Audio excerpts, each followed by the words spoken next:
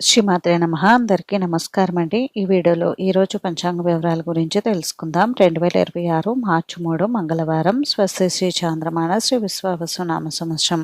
ఉత్తరాయణం శిశిర ఋతువు పాల్గొన మాసం శుక్లపక్షం పౌర్ణమి తిథి.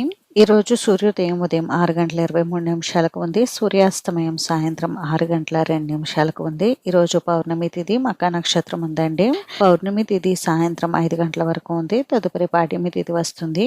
మక నక్షత్రం ఉదయం 7:37 వరకు ఉంది. తదుపరి పుబ్బా నక్షత్రం వస్తుంది.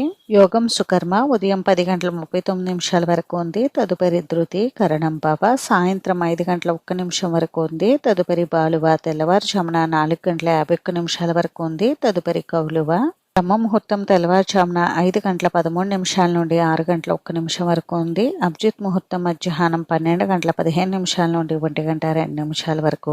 అమృతకాలం ఉదయం 5:13 నుండి 6:46 వరకు ఉంది. తిరిగి తదుపరి పునరామృతం రాత్రి 1:13 నుండి 2:50 వరకు ఉంది. ఈరోజు శుభ సమయం అయితే లేదండి.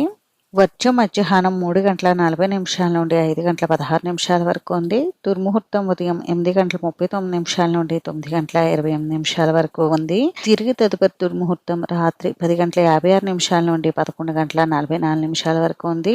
రాహుకాలం మధ్యాహ్నం 3 గంటల నుండి 4:30 వరకు.